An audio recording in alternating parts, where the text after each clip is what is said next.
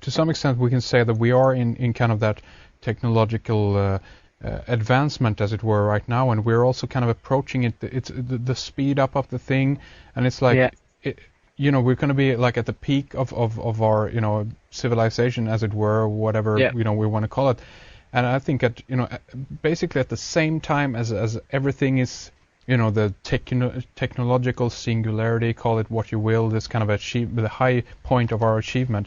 At the same time that we actually reach that pinnacle, we could potentially also kind of fall again, so to speak. And this could be a moment, and this might where we'll be around 2012. I don't know. Yeah. I mean, well, I can take this now after this. I mean, I've covered the cycles. I could pretty much tell you what the religion of the New World Order is as well. Okay. If you want to know that, I'd love to. Share with us, please. Well, basically, if you're reading Revelations, chapter 11, verse 12. Now a great sign appeared in heaven: a woman clothed with the sun and the moon under her feet. Remember the moon because that's symbolised with Isis. And on her head a garland of 12 stars, like the 12 stars of the EU flag. But basically, in Revelations, it refers to the breaking of the 7 seals. Right. In the main prophecies for Chilam, a high priest, in 1560, there was a prophecy written about the arrival of Christianity and the arrival, this was like the end of the Mayan calendar prophecies of sorts. And he said, there the masters of our souls arrived. There the counties were distributed to their chiefs. There we began to learn the holy faith. There water began to enter our heads. There were laid the foundations of the high church, the palace of God. There the principle of the 7 sacraments were founded. So 7 again, 7 seals in Revelation, 7 sacraments in the main prophecies. And I do Reiki, so I know what there's 7 of, and there's 7 chakras. 7 sacraments, 7 chakras, same word, same thing to me. Yeah.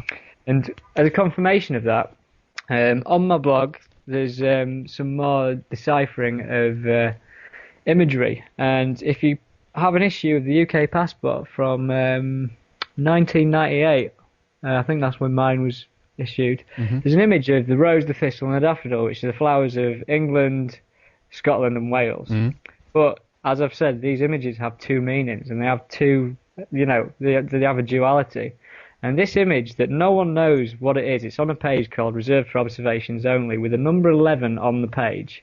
It's basically showing a diagram of the chakra system. And you can correlate that because basically the heart chakra lines up with an image of a heart, and the solar plexus chakra aligns up with an image of a sun. So basically you've got this thing, but even more concerning, or not concerning, on the root chakra and the crown chakra, it's signed with a inverted pentagram. Really? So if you think about that, there's an inverted pentagram on your crown chakra and your root chakra. Now, I don't know what that's symbolically saying, but it's obviously involving spiritualism. Yeah. And if this is in the UK passport, I mean, it's beyond me that our government have ever acknowledged the chakras. I've never known that in my entire life. Yeah. But as a further proof to the New World Order religion is going to be based on spirituality, the Tibetan flag. I don't know if you've seen this. I've recently picked this up myself because of all the kerfuffle with the Olympic torch and the Dalai Lama and everything. Yeah. Basically, it's become pretty apparent that the Free Tibet movement was funded by the CIA. Because it was a way to rise up against China.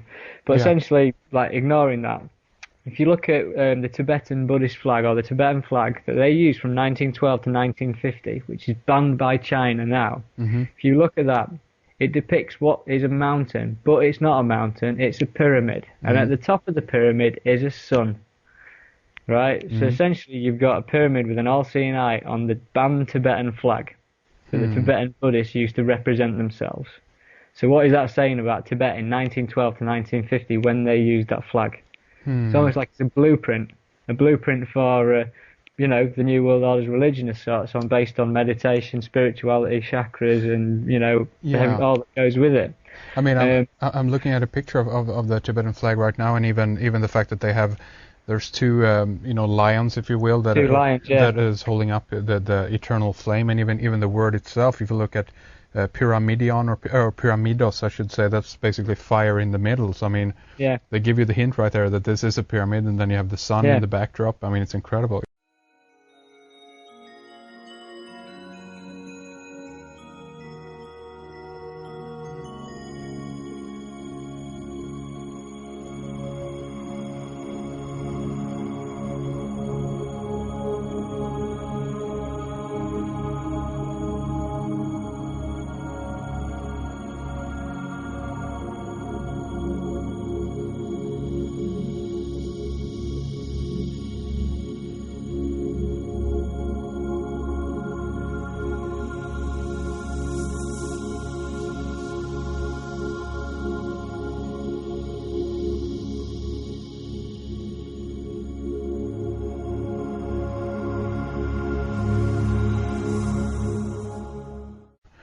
Yeah, do you see what I'm saying? Yeah, of course, yeah. So you've got this thing, and I've got a recent picture of the Dalai Lama sat giving a press conference, and his head was aligned perfectly with the back of that sun.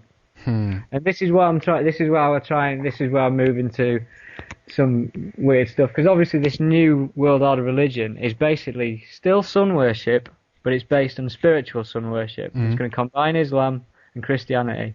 And it's through the emergence of Isis and the resurrection of a sun god. This is how it's going to happen. Yeah. But the thing is, obviously, New Age talk, conspiracy theories, and all of this stuff that's put out there, these are low-level distractions and stuff. And obviously, the New Age spirituality movement, it's not a bad thing in itself, but essentially, if you look at where it probably started from something very different to what we expect. Mm-hmm. Do you know what I mean? This whole moving into the age of Aquarius and the whole New Age stuff. Well, of course. I mean, from my point of view, at least at this point, from what I've picked up on so far, this is the reason also for why they are reverting back to all of these, esoteric. Some would say even pagan if they come from a Christian background, what have you. But the reason for it is that I think that there is a spiritual truth in many of the methods, so to speak, that they actually use to control people, meaning that there actually is something real to this, and they have known this for a very long time, but they consequently either manipulate people in the other direction and consequently say that that's all bollocks, don't look at that, we have your religion right here for you, we call it Christianity, what have you.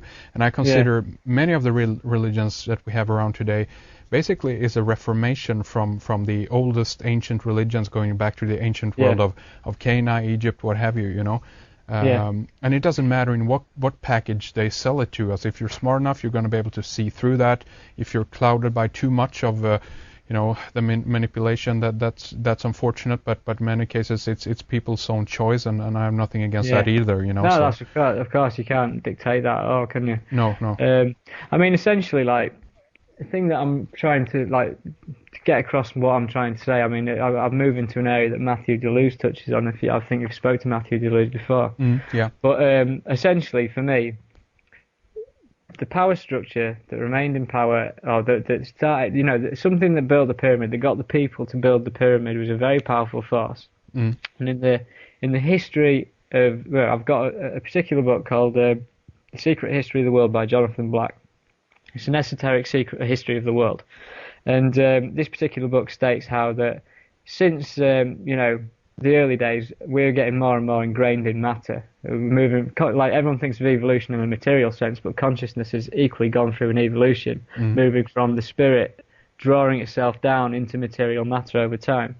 And so, for instance, when you listen to the Egyptian stories of Zep Tepi the first time, and the state that the gods ruled the earth, ruled Egypt, and then the gods retracted, so they built statues, effigies for people to worship to. And then eventually, after the gods had retracted so much, the pharaohs then ruled the earth for the gods, or ruled Egypt for the gods. And then, essentially, went from statue worship to idol worship into what we're currently at. We're at celebrity star worship, pop idols. Yeah. Do you know what I mean? It's the same thing. Madonna, all this lot. It's all part of the same thing. Well, exactly. Oh, sorry. Continue. But my thing is that obviously the Egyptian power structure that was in place then has never died out. Because if you look at the way the power structure has moved, like essentially when Egypt collapsed, you had the Exodus with Moses and stuff into the area of Israel and Palestine. And then the next major power structure was essentially with Rome. And if you go to Rome, you'll notice that there's Egyptian obelisks.